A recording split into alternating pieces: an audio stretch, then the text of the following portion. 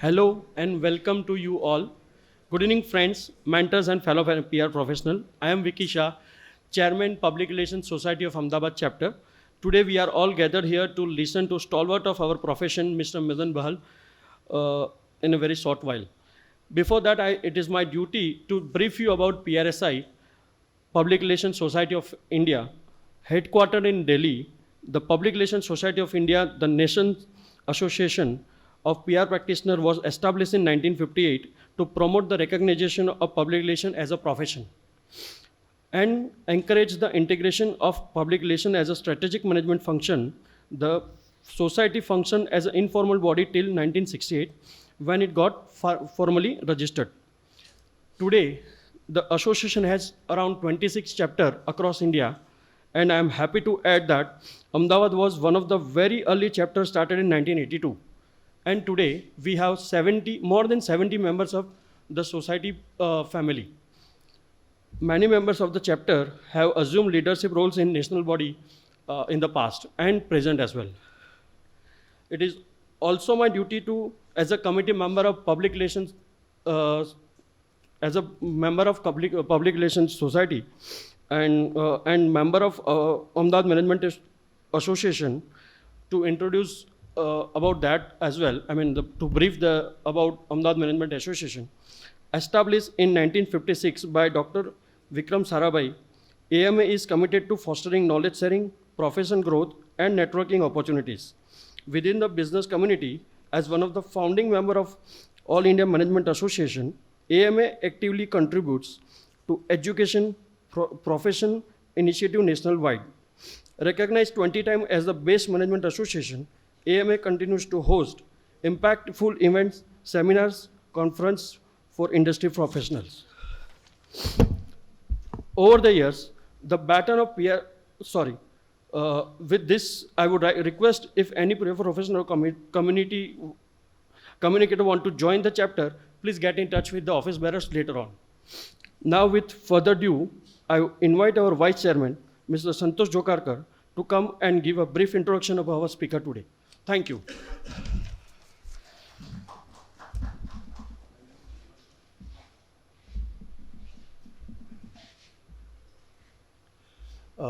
Good evening, friends. It's my privilege and honor to introduce Mr. Bahal to all of you. And before that, I request Mr. Bahal to grace the dais. Along with him, joining him are Gaurav Fadke and Rahul Ahuja.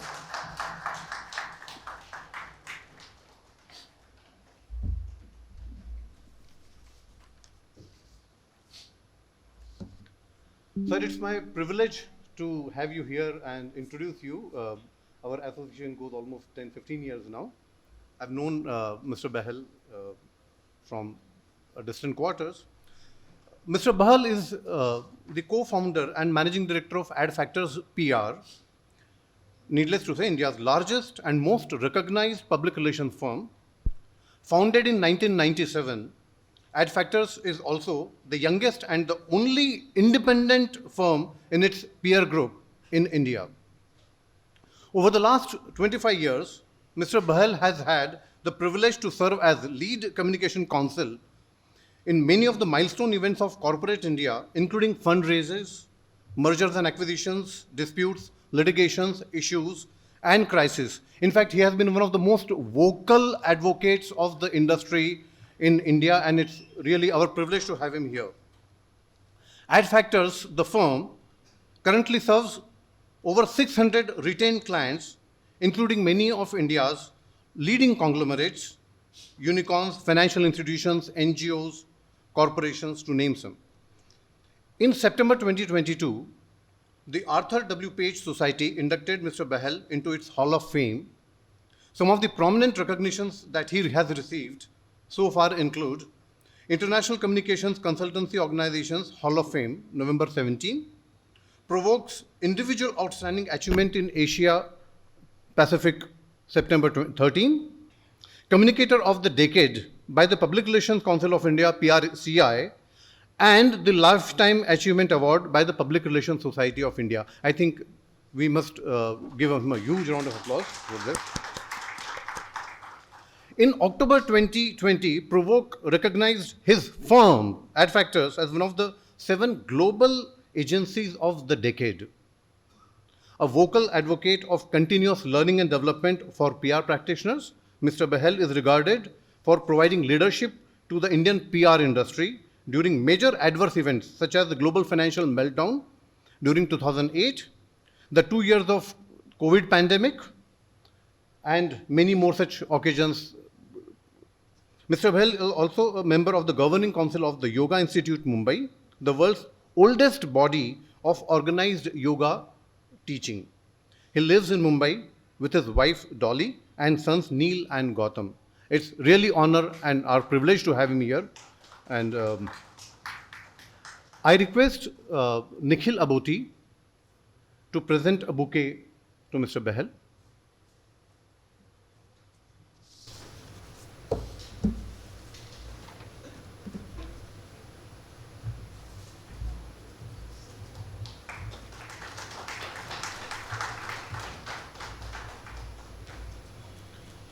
Over to you, sir.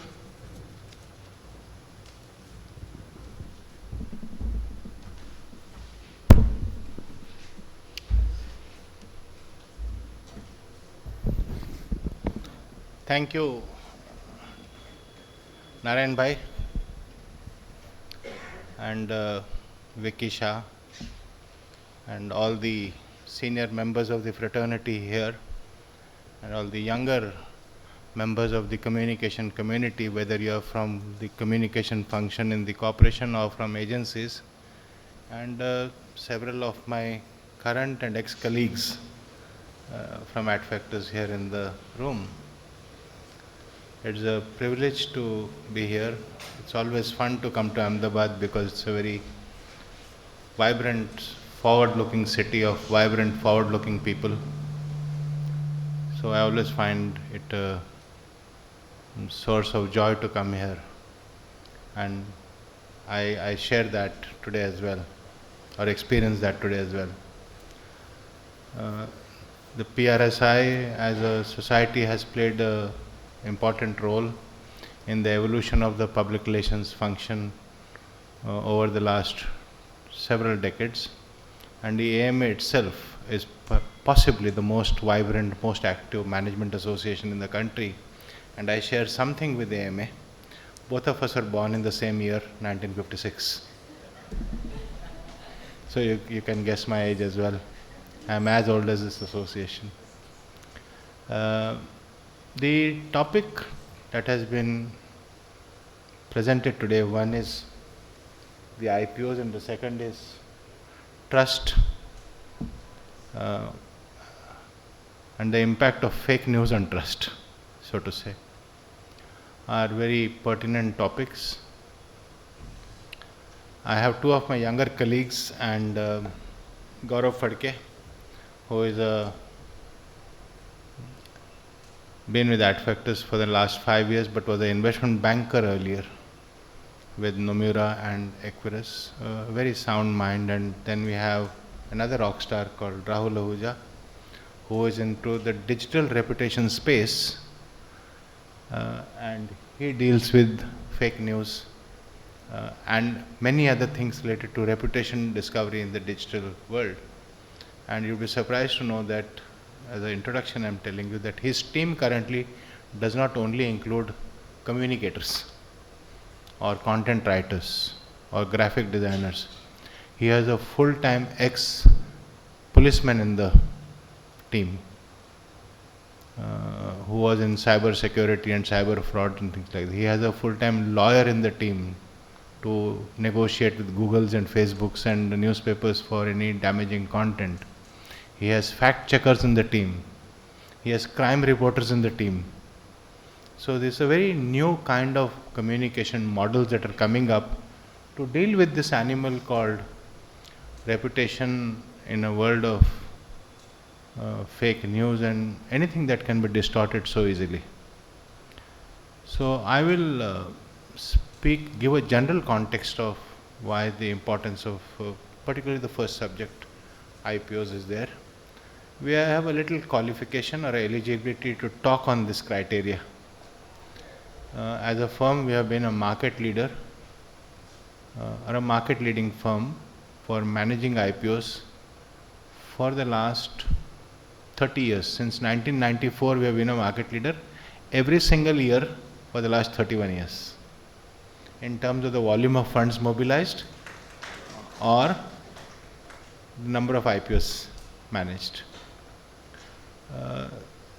Therefore, it's a privilege to have that kind of a trust of society as a whole, Indian society or the Indian business community as a whole, that for something as critical,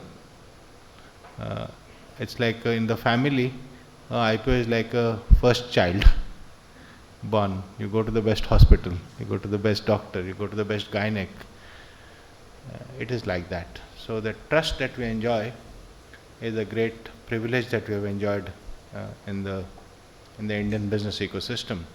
That trust is extended to investment bankers who refer their business to us, or law firms who send to us, or the consultants who send it to us. So on the whole, it's a matter of some happiness. But something has dramatically changed in the last 5 years. We have already completed some 100 IPOs in the last in this calendar year, which had not happened for a very long time. And these are mainboard IPOs. These are not SMEs. SMEs are a few hundred. That only reflects that something fundamentally is changing about corporate India. Is it the economic growth of 6-7%? Well, that is one of the contributing factors. A robust economic growth of GDP will lead to this kind of an activity. But I think there are beyond that. That kind of growth happened even in the past, but we didn't have so many IPOs. Something fundamentally is changing. And one of the things that is not documented or reported is the change in the psyche of Indian family managed business, in the psychology of that business. Until 5 years ago, a typical business in Ahmedabad or Indore or Nagpur or even Bombay, which was family owned, would say, "Jada आवाज मत करो." Even if you are very successful, you keep it quiet.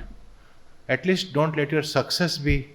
And there was fear in Bombay. The fear used to be कि भाई लोग आ जाएंगे पैसा मांगने के लिए. आते थे, या इनकम टैक्स आ जाएगा.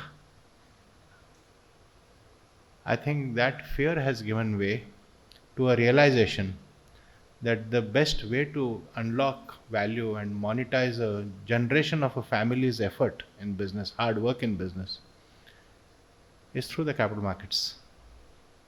And that psyche shift that is happening in the thinking of the India is largely a family managed business thing. We have some public sector, but it is some public sector. 80-90 PSUs against 80-90,000 family managed businesses, small or big. So for every PSU there are 1,000 family managed businesses. And this shift that is happening, that can we use our hard work as a currency in the capital market? Can we unlock value? Can we monetize value? Is becoming a significant factor in the surge of people coming to the capital market. There are other factors as well. The second factor would be that in most of the families, the second generation, which is fairly educated, they would be from Harvard or Stanford, it depends on the families, or they would be even from the best universities in India, IITs and IIMs, or even regional engineering colleges. Many would have gone to London or somewhere else to study. They are coming back and creating a paradigm shift in the thinking of the family, that we want a brand, we want a corporate brand, we want a important thing. And therefore that is also having a significant effect on the surge of IPOs. The second factor is that in India, maybe about 8 to 10,000 companies have been funded by private equity in the last 10 years. Hardly 50 may have gone public, or 100 may have gone public. Many of them may not have survived, but there are still few thousand companies which are PE funded, which will come to the market in the next 2 years, 3 years, 4 years, 5 years. So you can expect this to be a very significant wave of people, companies tapping the capital market. So that trend is now fairly well established. The future can be predicted. That is supported by a common man's realization that the bank fixed deposit is not good enough for me, because I get 6%, out of which the tax is 33%. And therefore, at least people who have invested wisely, and the mutual funds have maybe contributed to this, they have felt that they're getting a slightly better rate of return. So the household savings are getting diverted more and more here. Every year, every month, mutual funds collect several thousand crores in SIPs, which have to be invested somewhere. That is also contributing. So the broad point is, it's an important subject to discuss for communicators.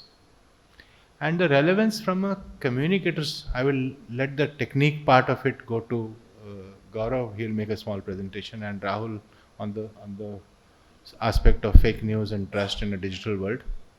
But from an individual's point of view, it has been my experience in 30 years that the corporate communications person who successfully delivers an IPO for the company definitely gets a promotion and a much larger hike.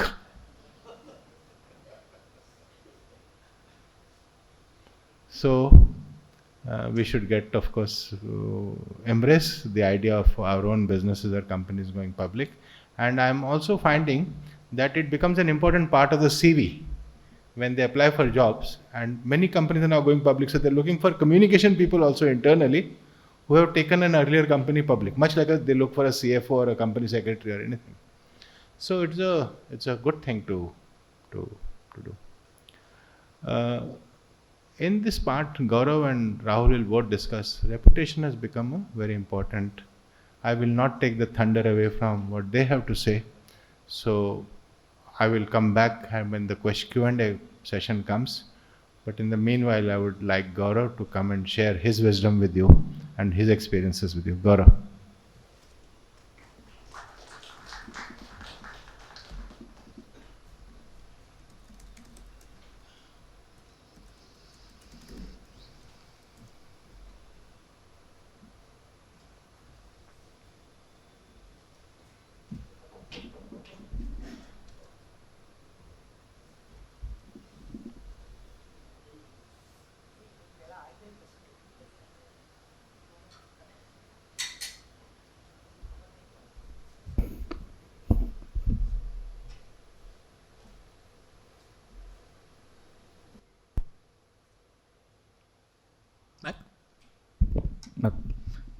Thank you, Madan sir. I've got very big shoes to fill, so I'm going to try and do justice to the responsibilities given me. I'm going to set some additional context in front of what Mr. Bahal has presented, because there are macroeconomic or societal shifts, but there are also some nuances in how investors look at IPO companies. Some of these you will see manifestations of in the media or in social media in terms of the scrutiny, the amount of divisive commentary, the amount of polarization that happens over valuation. Such commentary would have been inconceivable in, say, 2019, 2020, 2021.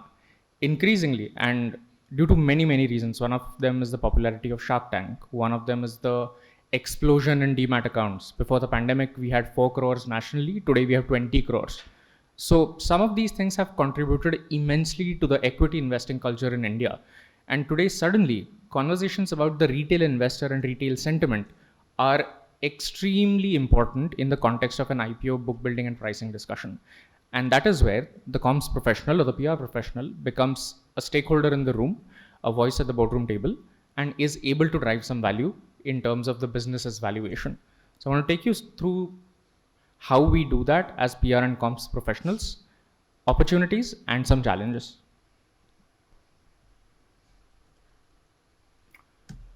For context, I think it's vital to understand what an IPO really represents for a company, because everybody sees it as a big festival, dhoom dhadaka, shosha ho raha hai.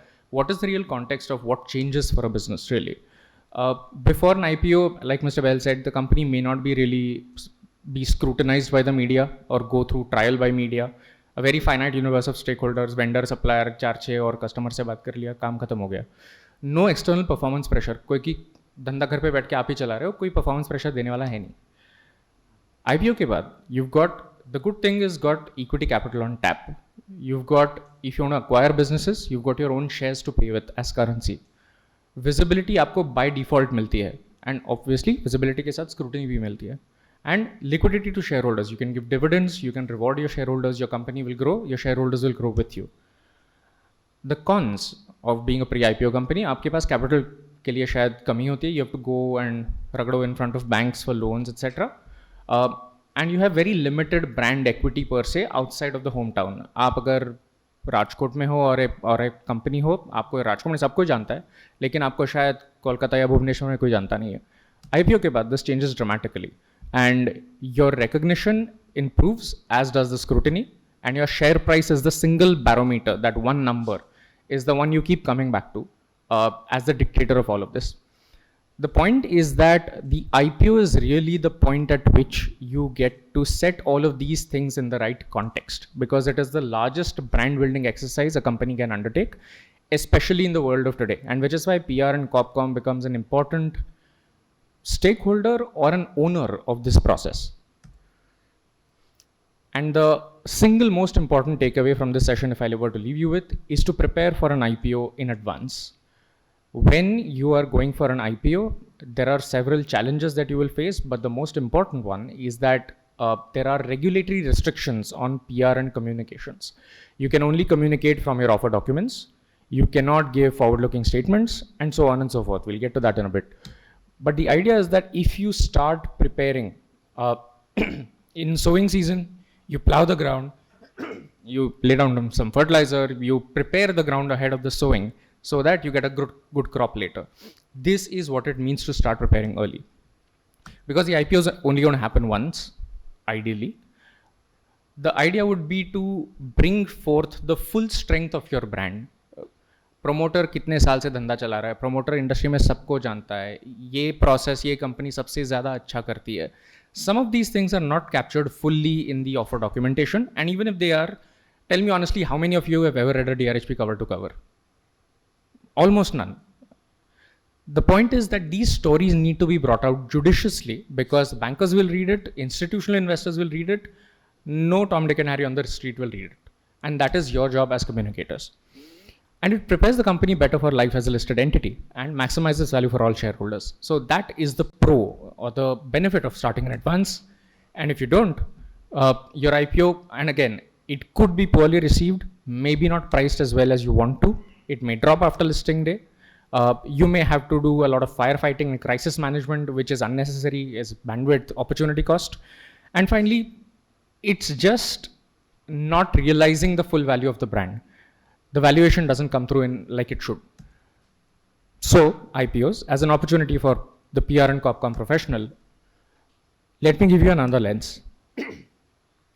Institutional investors in India today, there are several. There are mutual funds, insurance companies, and they participate in IPOs heavily. They use AI heavily. They are all up to speed. Individual investors, in fact, have grown even more.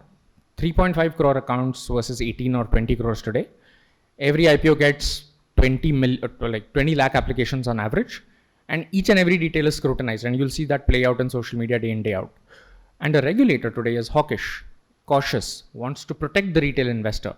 So as the professional that we are today in this room, we have to seek to get the best story of the company out there in a judicious, controlled, calibrated manner. The market today is great for PR and comms professionals because it's more receptive to new business models. 4 years ago, nobody would have understood the Zomato business model. Today, people are a little more receptive. Same with a Mama Earth, same with a Lenskart, same with a boat, many others. So the idea for the comms professional, IPO or even maybe no IPO, is to build out what we call an investor brand. And this differs from the typical consumer brand or maybe even the corporate brand in a certain way. In a consumer brand, you represent the benefits or the promise of your If you're a food product, your taste, your consistency, or your flavor, or whatever they are. Corporate brand, you represent your integrity, your trust. Investor brand, you represent the promise of performance, of growth, of dividends, of returns on capital employed, of profit margins. So this building of the investor brand becomes important. And I've had the pleasure of doing this as a banker for 5 or 6 years. I've been doing that at Adfactors with Mr. Bahal's blessings for some 5 years now. And hence the lens on what an investor brand is. One fundamental equation today. Your equity value is narrative into numbers. That's the simplest breakdown of equity value I can give you. Your numbers represent your earnings or your sales or the actual business performance, and your promise represents the PE multiple or the sales multiple, the EV to EBITDA multiple. That promise into performance is the valuation. And here, very simply, you can break down your company into 4 quadrants. As you can see, the bottom left is typical company जिसका धंधा भी ठीक से नहीं चल रहा है, story भी ठीक नहीं है. So it has to start from scratch. Up top, there is unproven potential. Story बहुत बढ़िया लेकिन number दिख नहीं रहा है अब तक. Unproven potential. There are steady state companies that have immensely great cash flows, lovely profit margins, but life में क्या कर रहे हैं पता नहीं, strategy clear नहीं है. So they are unrealized valuation. And then in the sweet spot, you've got the story playing out, you've got the numbers playing out. And hence the multiplication of 2 increasing factors is always going to be increasing even more. And that as communicators, in your hands is the narrative. The numbers the business will take care of. The narrative is in your hands. And a good example that I like to give. Numbers without narrative is like the Mahabharata without Maharshi Vedvyas. It's just a bunch of dudes fighting in Uttar Pradesh. Nobody knows anything about it. Vedvyas ne Mahabharata likhi, isliye it became an epic that we tell generations onwards to all our subsequent children and grandchildren. For instance, a company does 100 crores of revenue, 20 crores of profit, 20% profit margin, 30 ka multiple. On its own, in a vacuum, it makes no sense. But once you put a narrative to it, if it does 20% margin in an industry that does 30%, then it's an industry laggard. It should get 20x. If it does 20% in an industry that does 15%, then it's a leader, get 34x. Entire industry does minus 5%, then it is a game breaker. It gets 50x. This positioning is something that you all are in control of. And this is what you have to convey to the market. If it does 20% after doing 14, 16, 18, that means it's a consistent performer. That means it should get a premium. If it does 20% after doing minus 10%, then it's a turnaround artist. And so on and so forth. The narrative dictates the valuation. And hence, the investor brand is again a multiplication. A brand is a promise, it's a relatively simple definition of a brand. The investor brand is a promise of performance conveyed through your equity story. In your equity story, your equity story is the vehicle through which your brand goes to market, and your DRHP is the most complicated possible telling of this equity story. It is filled with legal jargon. There is a lot of stuff there that is not necessarily needed for a pure representation of the business. There is a lot of disclaimers, there's a lot of risk factors. It's very legally sound, but it's not very interesting reading. It's very difficult for somebody, layperson on the street, to get some really good insights about the company's business and operating model. So what we typically like to do, and this is straight from our playbook brought to you, is to try and break down the messages of the offer document or any kind of investor presentation that you see, any kind of investor collateral, break it down into these simple factors that an investor can understand. कौन से market में माल बेचता है, वो market बड़ा है क्या, उस मार्केट में और कौन माल बेचता है, वो अच्छा बेचता है क्या, तुम कौन से माल में क्या माल पे प्रोडक्ट बेचता है, are you being able to sell it at a premium, do you have to discount your product substantially, is your product better than all the others, is your distribution better than all the others. These are all very, very simple questions with very simple answers. The point is that every business model can be broken down into 10, 15 simple points that can be conveyed to the layperson through this equity story. And there are three very simple pillars. TAM, मतलब target addressable market. मंडी कितना बड़ा है? In that TAM, deep moat. उस मंडी में तुम्हारा product कितना अच्छा है या तुम्हारा धंधा कितना अच्छा है. And with that, माल बनाने वाले तुम हो कौन? तुम कितने साल से माल बना रहे हो? तुम्हारा एक्सपीरियंस क्या है, क्रेडिबिलिटी क्या है. In the simplest possible manner and articulation, this is the sum and substance of what the market needs to understand if you have to get the right valuation. And that again, to reiterate, is the job of the PR and comms person. And the opportunity there, if you start early, this is the typical curve of what an IPO looks like. It starts slow, then in the end there's a IPO launch, price band, roadshow, and sudden spike, and it dies down all afterwards. If you start a little early, just a little early, with some consistent communication, you get a higher base to work from. And that line that you're going suddenly goes into the atmosphere. Better brand, better valuation, better cost of capital. That was the opportunities. That looks great. There are challenges, and the challenges are with regulatory restrictions. This is a reproduction of SEBI's restrictions on capital market bound companies. There's a whole schedule, ICDR Schedule 9, that explicitly talks about this. But the idea, and I'll give you the sum and substance of it in these 4-5 points, is to not venture outside the offer documents, to not be misleading, manipulative, be truthful, fair, and complete. What does that mean? You can't say anything selectively good about yourself. You can't say I'm a market leader unless you put a disclaimer there that I have filed a DRHP with SEBI. There are risk factors in it. Please read the offer document carefully before investing, something to that effect. So the idea is that, and SEBI's stance is very clear. SEBI does not want the retail investors getting swindled, which is absolutely correct. So as communicators, how do we stay on the right side of the law in letter and spirit, but do justice to our employees or our clients or our brand or our business? And today, the regulator, incidentally, is equipped with tracking software, real-time monitoring, AI tools, near real-time queries on anything that is perceived to be a plug or like a overtly positive, news piece. And we face these queries day in, day out, and which is why we are absolutely attuned to the regulations. And which is why the biggest challenge that you will face is that if you start doing your IPO communications when your DRHP is filed, you're going to run into a slew of challenges, which will come from the fact that everybody is very conservative. जितना जरूरी है उतना ही करना है. Media interview की ज़रूरत है क्या? नहीं है तो नहीं करते हैं. So that is going to be the pushback that you get, which is why the simplest thing to do to bypass this problem is to start early. You can do your communications early on at a very high pace, at a very good pace. The closer you get to your IPO, your compliance starts kicking in. And after a while, your communications is going to become a very flat, stagnant, steady state, which is why the net of this is if you start when your DRHP is filed, you're way too late. If you start when your BLMs are appointed, which is your investment bankers, you're too late. If you start 6 months before, you have just enough time. And if you start 12 to 18 months before the BRLMs are appointed, you're well placed. Because you've had that time to build out the brand in its full glory before the communication restrictions set in. These are some challenges that we typically see. These are the more fun challenges. Red flags, perception risks, and in every IPO, there is some or the other issue, crisis, heartache. Somebody has some problem. Somebody will come to your company suddenly कि अरे मेरे को 15 साल पहले पैसा नहीं दिया था. All of these people come to surface just during the IPO. And these risks come in several forms and flavors. Some come from within your own company. Again, your charter here as comms professionals, as PR professionals, is to be a diagnostician of your own firm before the market diagnoses for you. For instance, your visionary CEO can also become a loose cannon and just shoot their mouth in the media.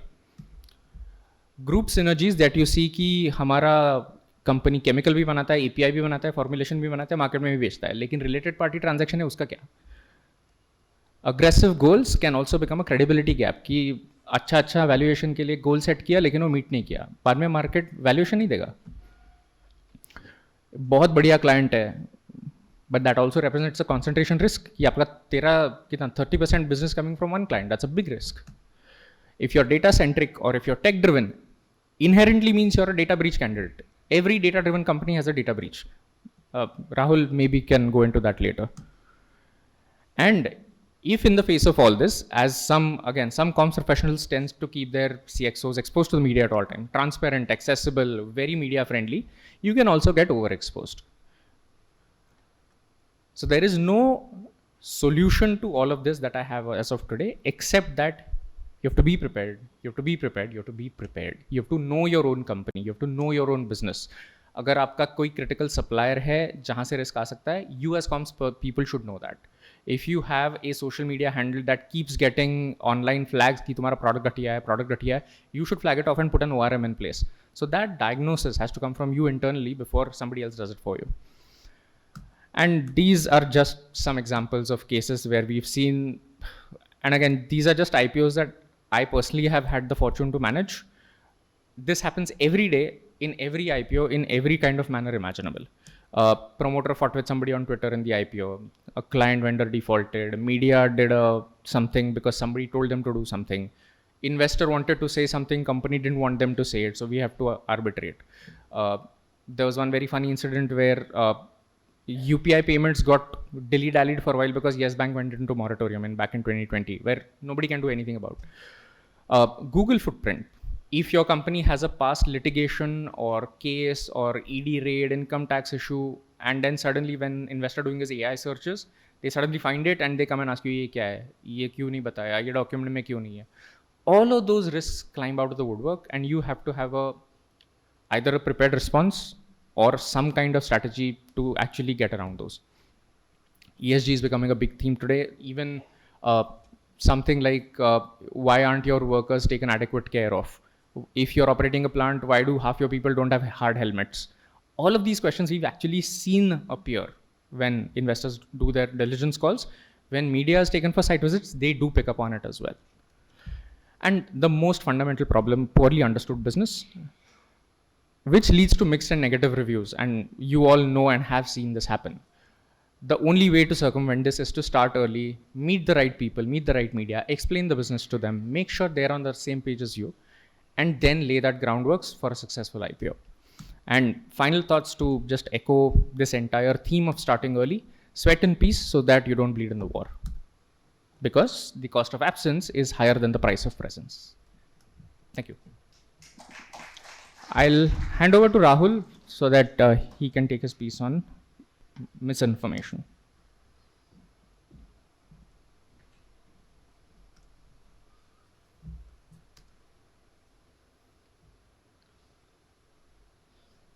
I think it's one of the most difficult parts to come to Gujarat and explain share market. So, but what is even more difficult now is to identify whether something is real or not online. So, I'll try to sort of help you with that. How many of you actually gone out and fact checked anything before sharing, especially when you get messages on WhatsApp? Can I see a show of hands? That's like, I think, less than 5% of the audience. So, the first thing to identify fake news is to fact check. So I'd recommend everyone to pause and verify and then share. Because truth always travels slowly, but fake news travels at 5G. So, this is a wonderful meme. I thought I can show it to you how the public is always attracted to viral fake news, but they wouldn't go and check verified news. So how many of people would go to a ashtak.com versus actually you shouldn't go to Ashtak because they killed Dharmendra before he actually died. But how many of you actually would have verified something coming from that kind of a source and then, maybe not posted me first condolence messages on Facebook? So, AI is one of the reasons because it has completely erased the cost of creating misinformation. You don't need to be an editor. You don't need fancy devices. You can go to your chat GPT and create an image on Nano Banana and it'll look as real as this room. My lips are saying something, but you could feed in something else. It's as simple as that. One convincing deep fake can rewrite an entire narrative in minutes. We've seen that. Some of you would have seen Obama coming and asking you to invest in a certain chop shop in Ahmedabad. So that it is possible, and trust isn't just fragile. Nowadays it is a disadvantage and a competitive advantage because who do you trust more? It could be an influencer who's peddling fake news, but it could also be a brand who's trying to tell you what is real and what is not. So, I give you an example of the fake Pentagon explosion image that, moved the entire US stock market for 2 days and completely crashed the market. So, AI being a weapon is also a shield. Like most of the things in life, it is a double edged sword. Uh, the same tech that spreads misinformation can also expose it. So, if somebody makes a deep fake using AI, you can use AI to check whether it is a deep fake or a real video. Uh, Gen AI creates very, very realistic fakes. As AI advances, we'll find out ways through AI to detect what is fake and not. There are patterns, there are definitive suggestions, and obviously fact checking that can help you understand whether something is real or fake. And then obviously there is Meta and Twitter and everyone have started sort of regulate creation of AI. So AI tools can now flag deep fakes. Meta, Instagram identifies what is AI and not on its own. So does Twitter now. Again, a social forwarding reality check. How many times have you forwarded something just after reading a headline and not reading the entire story? Show of hands, please. Yeah. So yeah, it's always suggested you read the whole thing. Don't share anything based on a headline or a very clickbaity, attractive headline. WhatsApp rumors in India is one of the biggest reason. I mean, you've seen all the elections across the country, especially some of it started in your state back in 2012. Uh, I mean, I've given an example, which was the first incident of WhatsApp forwarding that's went ahead and created rumors that led to mob incidents. Uh, it is a platform problem also. Platforms reward velocity, they don't reward accuracy.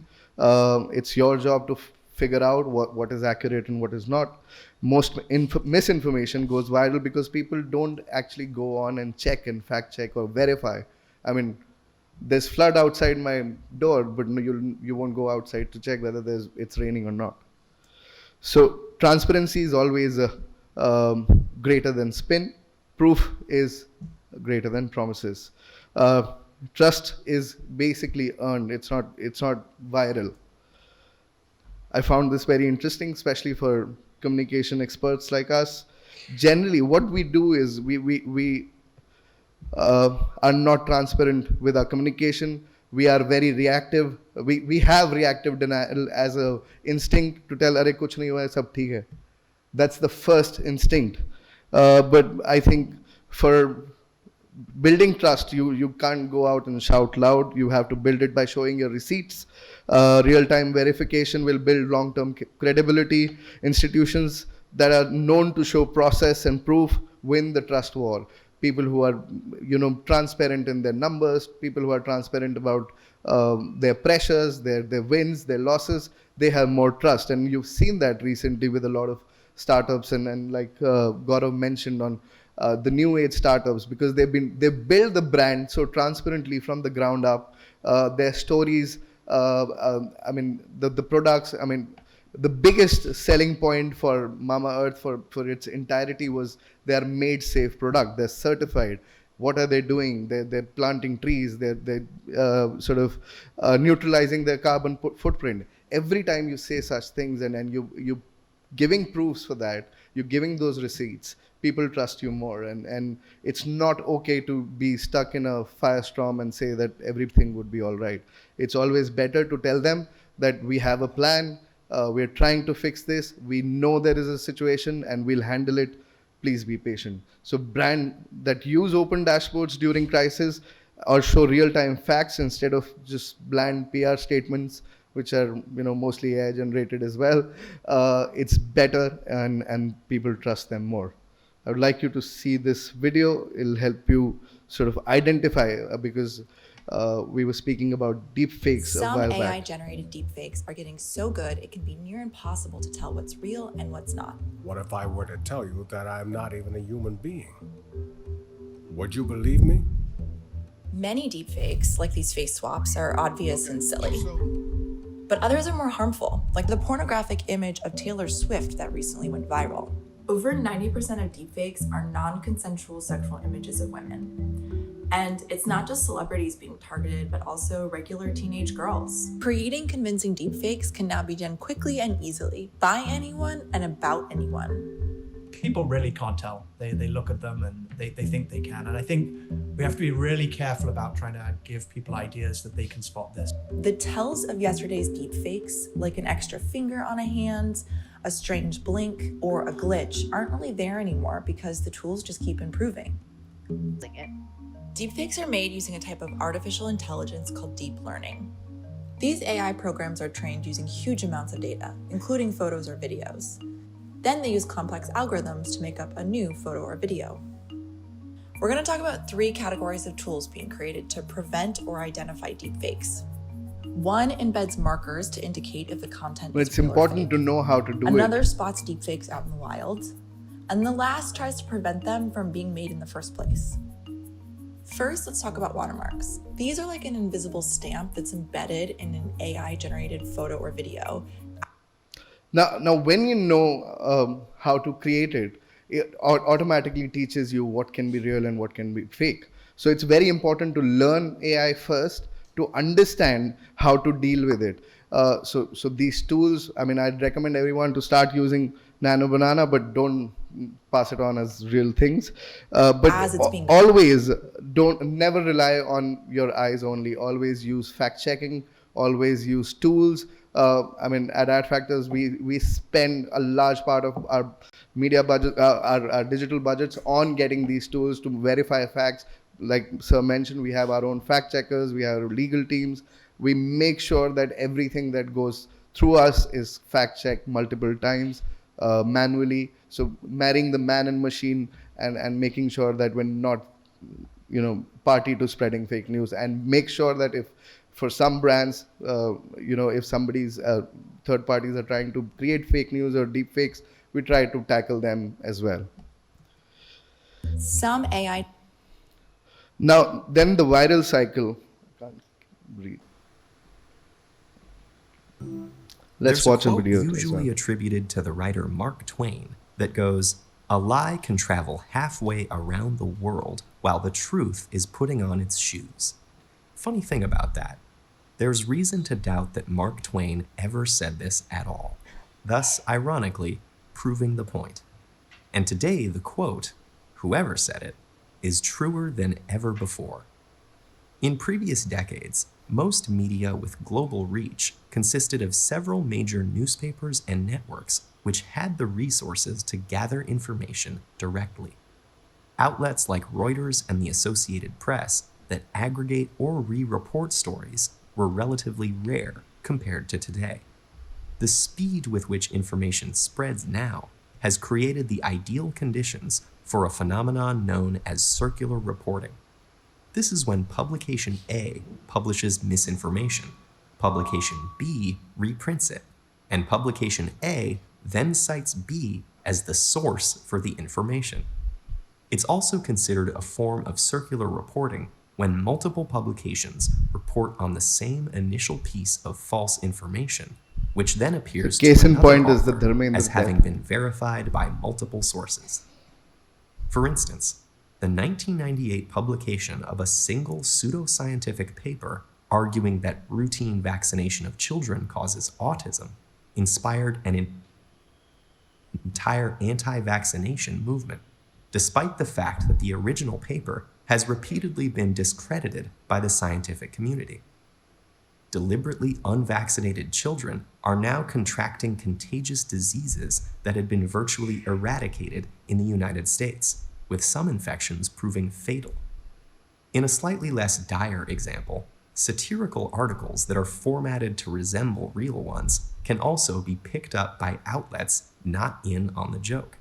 For example, a joke article in the reputable British Medical Journal entitled "Energy Expenditure in Adolescents Playing New Generation Computer Games" has been referenced in serious science publications over 400 times.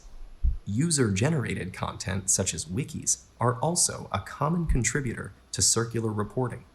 As more writers come to rely on such pages for quick information, an unverified fact in a wiki page can make its Confirmation way bias into a always published aids in article that supporting may later fake be news. added as a citation for the very same wiki information, making it much harder to debunk. Recent advances in communication technology have had immeasurable benefits in breaking down the barriers between information and people. But our desire for quick answers may overpower the desire to be certain of their validity. And when this bias can be multiplied by billions of people around the world nearly instantaneously, more caution is in order.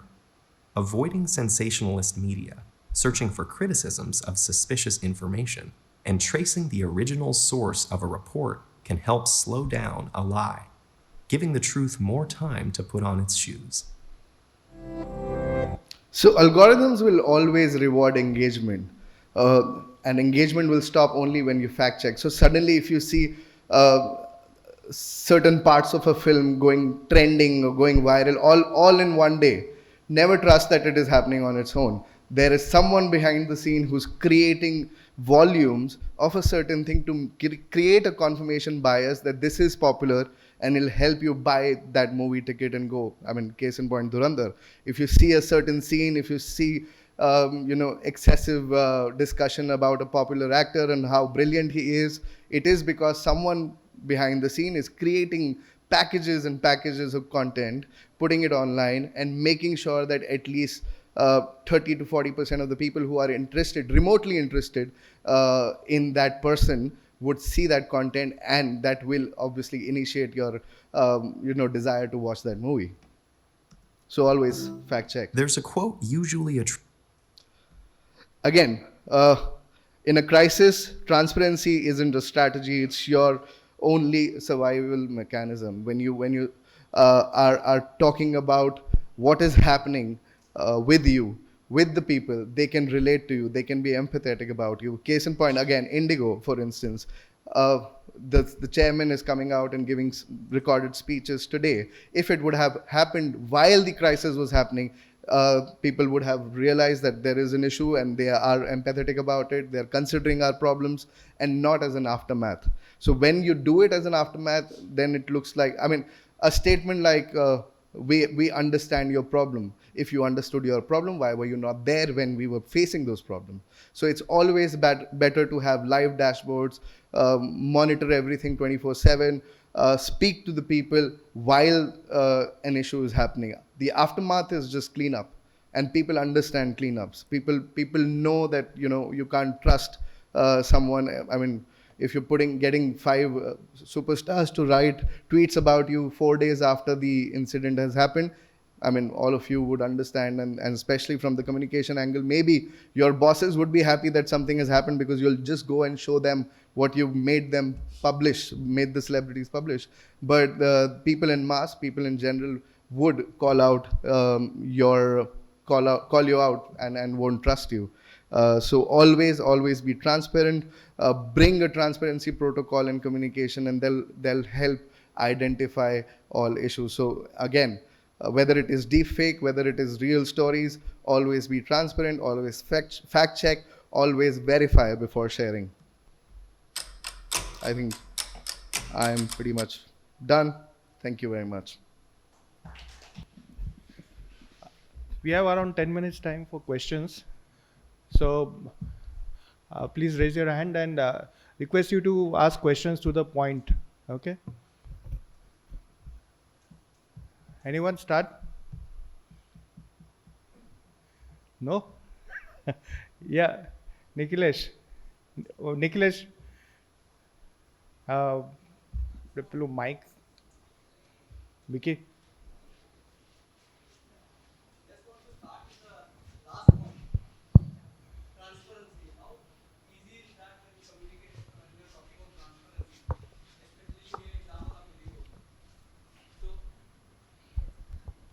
So when we talk as a communication professional, are we supposed to give out all the things and, for that transparency thing? You don't need to give everything, but you need to sort of give out something. You need to tell people, especially when they're going on. I mean, it's as simple as telling them that maybe the flights won't take off, so check before you leave from your houses. It's not giving out any information or protocols. You're just telling people to be careful. That is also transparency. If people are coming to the airport and you're not letting them know there could be a delay, that's a problem.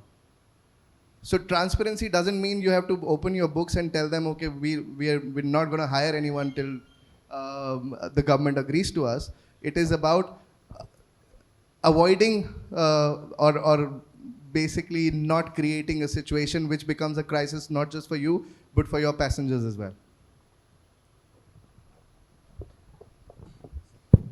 I think in our long years of experience, we have managed more crises than any other firm or any other company in this country. Transparency in general helps. And earlier on, you are out with the factual position and admit, even if you have done something wrong, there's always a tussle between the public relations person and the lawyer. The lawyer will say, never admit it, that you are at fault.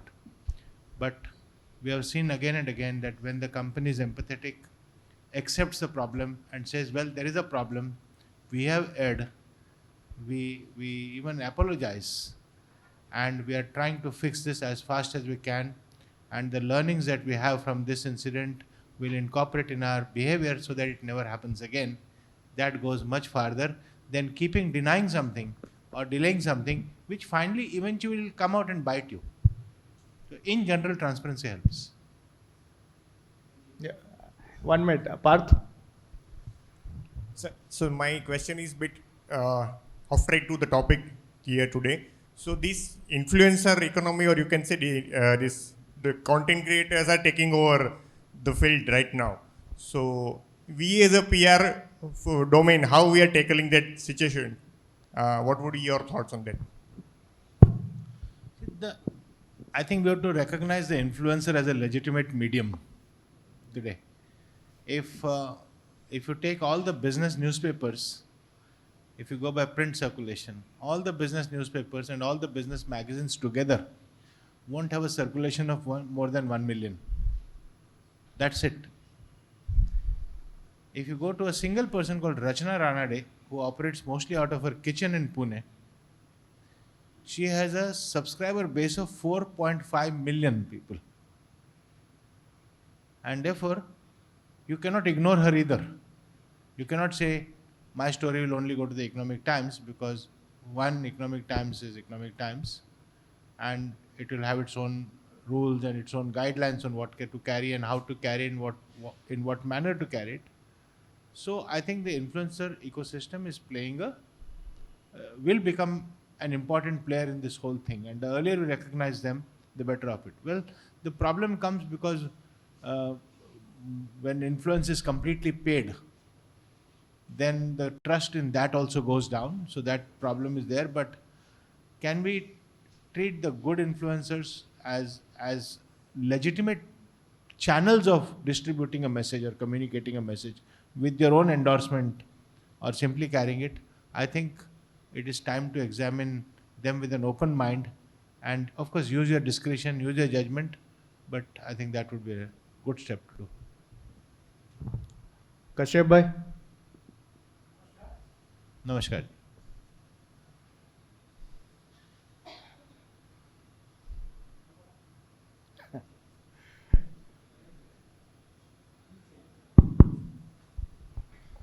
नमस्कार sir, transparency की बात हुई, अच्छी चीज़ है, without any political बायस। एक चीज़ है कि जो रेक्टिफिकेशन है उनको ट्रांसपेरेंसी में कन्वर्ट करके वो एक पीआर सक्सेस और मार्केट सक्सेस के रूप में देखना, तो उसमें जनता का क्या मतलब कसूर हो जाता है या कुछ हो जाता है?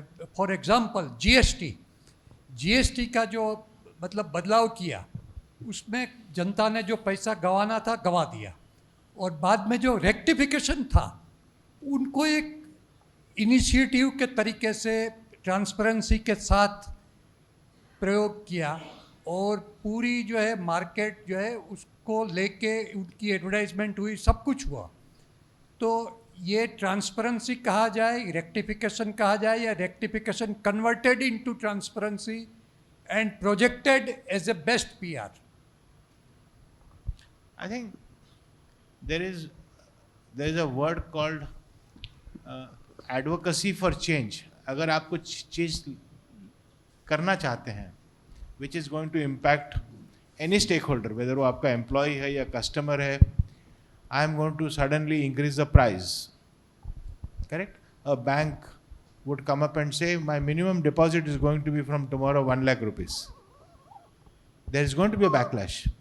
But if the bank has done some advance effort in creating a general understanding of why that is important or why it is critical or why it is doing it, then the post-fact effort can be reduced.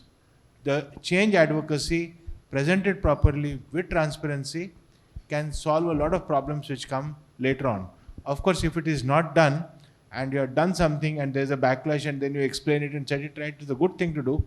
But some of these things, any corporation, because change is a permanent part of the new paradigm. ऐसी कोई भी company नहीं है जो आज, या कोई government नहीं है, या कोई भी इंस्टीट्यूशन नहीं है जो कुछ चेंज नहीं कर रहा है. Any change that is happening is challenging the status quo. Any change is happening is impacting somebody or the other and creates friction. So if you explain the reason for the change, why it is being done, how it will be done in advance, even without necessarily giving the details, sometimes you may not be able to give all the details, but you create a general narrative about a need to change something in a particular direction, that will be helpful.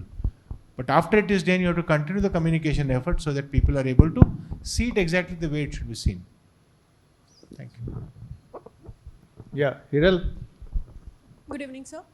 So we see Deepika Padukone as a... Closer to the mic, please. So we see Deepika Padukone... I'm taking the Parth's question further about the influencer marketing space. That we see Deepika Padukone as a Louis Vuitton ambassador, as a Hotel Hilton ambassador. But when she launches her own brand, it's now not making profits. So what does it say about influencer marketing? Did you get the question? Or I mean, it also depends on the product, right? Louis Vuitton is not dependent on Deepika Padukone alone, but Deepika's product is only dependent on her. Yes, so that's why it survives a while, and that's why she's able to launch. If you had to launch your own product to that scale, you won't be able to do it without a Deepika Padukone, but Deepika Padukone can do it herself. So essentially, influencers can only influence, they cannot go and sell the products. So that also clarifies that if you have to create noise and you have to create basically advocacy for certain things, that is possible through influencers. But if you have to create a sale and get someone to go to a point of purchase, the product needs to be great as well. So like Gaurav suggested, if you start talking about the product early on, if you start talking about the benefits of the product, the value add from the products, then you can sell the product through the influence created by that influencer. But if you, just go out and say, okay, this influencer is using my product, and then there's no value to it. I mean, you would have seen the complaints that product saw, right? About being very oily, not being very sort of price conscious from the market. Those were the reason it didn't work. But people attempted to try that product. Similar example, when Food Farmer launched his own protein powder, everybody went ahead and sold it. And he's been so transparent. Every week he tells you how much product he's sold, at what price, who's manufacturing it. He's showing you how it is made. So both, I mean, again, Kusha Kapila launched her brand, sold out within a day. So the product needs to match the influence. I hope that helps.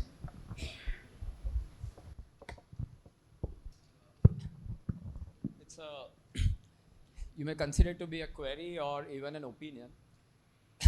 We all are being lot focused on fake news in general, and I believe that a lot of people are now developing an acquaintance or an understanding about fake news. There is a very major phenomena which is going on. It's nothing new, but it's like more on the boosters. So when we say trust versus fake news, we see that a lot of content, especially big banner films, etc., begins with inspired by true events and creative liberty. Now, practically, when you say inspired by true events, what is an inspired by and true events? Either something is based on true events, or something is a biopic, right? Or a docudrama, right? So when you say inspired by true events and creative liberty, so that basically means that inspired by true events is used to build a trust, which is actually psychometrically playing. So, so when you talk about trust versus fake news, is a big question going around, that the liberty with which inspired by true events and creative liberty is going on. So what would be the take on that? Read the book about the actual event and don't believe the film. So I agree. This is how narratives are created by inspired or interested parties. I'm not talking which side, this side or that side, but popular films or popular media are a great way to create or support or distort things in a way that suit you. So you have to, the reader has to use his discretion or her discretion to understand, and as Rahul said, again verify it.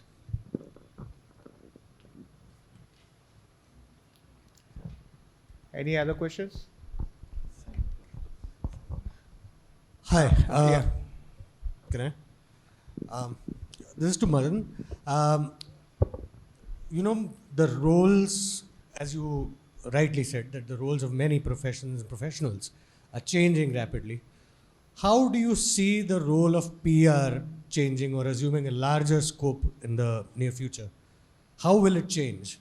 I mean, the way will change, the medium, the the style of influencing will change. But what will be the role? How will the role change? Do you see anything in that? Very difficult question है sir.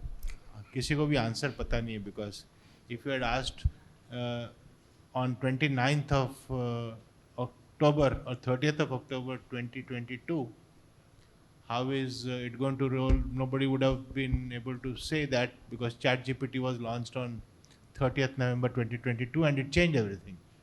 Okay, 15 days ago, something else came up and it changed everything. Trump has created his own version of how truth is communicated and distorted 100 times without having to pay any penalty for it. So the role of the communicators will still evolve in a significant way, and that is to help the organization deal with all the challenges that are coming. The risk environment in general has exploded exponentially, and the secret superpower of the communication professional is to identify the risk in advance and tell, अगर हम इसको नहीं ध्यान देते तो ये अपने को it is going to cost us. So more and more, and if I were to recommend one simple thing to every person, that risk and crisis and issues and trust are all very closely related things. Therefore, learn risk management quickly. Every single board of directors will have a risk register in your own company. वो risk register में क्या लिखा है and how it will, if it goes wrong, what can go wrong, what can go wrong tomorrow, should be a continuous thing. And if you help your organization in that one area to be better prepared, first of all to preempt it, and that brings me to a definition of public relations, which I think is again becoming very important. That definition is public relations or good reputation is 90% behavior and 10% communications. If my behavior is not good as a corporation to my stakeholders, to my customers or employees, or मैं कितना भी चूना लगा दूं सफेद, it is not going to work. It's greenwashing. So good behavior is a so the corporate communication professional in the future will have to be a conscience keeper of the organization on the one hand, and a conflicting role of the advocate of the organization on the other hand. Both will have to coexist and help the company in managing behavior in such a way that it doesn't land into trouble and it doesn't have trust or reputational challenges, because the reputation price is very, very heavy. A loss of reputation can have significant impact, and organization can take a very long time to recover from it. So getting into a consulting mode where you are able to in advance alert your managements, alert your companies to the risks that they are dealing with, preparing for the risks, managing those risks is very important. But another contemporary thing is, for example, reputation is being discovered by what is called now as large language models. The routine search or the regular search is getting diminished in importance. How does your organization get discovered on ChatGPT or Grok or 100 other new models that will come is a very important tool. If you can start thinking and planning that, well, this is how my organization must be discovered, and I'm doing conscious effort through good public relations to see that it discovers its discovery, whether by a potential employee or by a potential investor or by a customer, very closely matches to reality, then you would have done a good job. These are some of the dimensions in which the communication function must evolve. Okay, one last question. Bhargav? Yes, sir. We are discussing IPOs, and here is a one case of using false data. This is by Lenskart. Be close to the IPO mic, please. Mic closer to the. Closer. Yes, sir. So we are discussing IPOs, and here is a one case of using false data. So this is again a forward message by one very good big investor. Lenskart claimed IY market size 75 crore during its IPO conferences and news releases, and claimed that it would be 1.5 lakh crore by 2030. Post IPO, Titan held its con call, in which Titan mentioned that IY market size is 30k crore right now, and it would be 45 crore K by 2030. So my question is कि जो लोग retailers वो लोग ये data पढ़ के IPO में trap हुए, don't you think agencies should again independently cross check the datas given to them by the clients and like that? No, I think that data was not created by the agency. The data was already there. That data was created by a red seer or a research agency that did that research and estimated it to be. Now, I'm a slightly interested party because both Titan and Lenskart are my clients. So I'll have some limitations in commenting on it. But let me make a point. If you go to do a search on what is the size of the Indian PR industry, you will get an assessment that the size is 3,300 crores.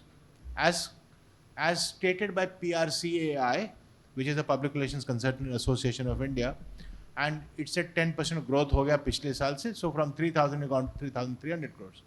If you ask me, what is the size of the Indian PR industry potentially in the next 3 to 5 years, I would say 30,000 crores.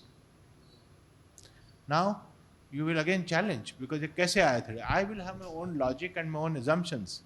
So sometimes both are right from their standpoint, and both look at the market and the way its potential is and how they will, and you cannot say this is right or that is right. You have to use your discretion on how to believe that. Who would have thought Zomato will be a $30 billion company just by distributing food?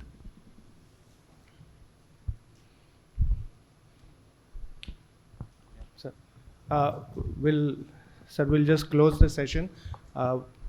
Vicky and Santosh ji, if you can present a memo on behalf of PRSI.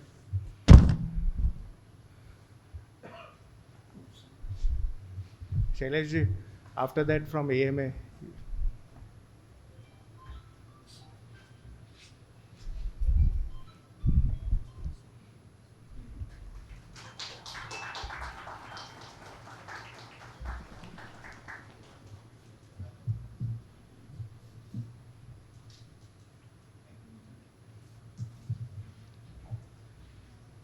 Shailesh ji, if you can present on behalf of AMA.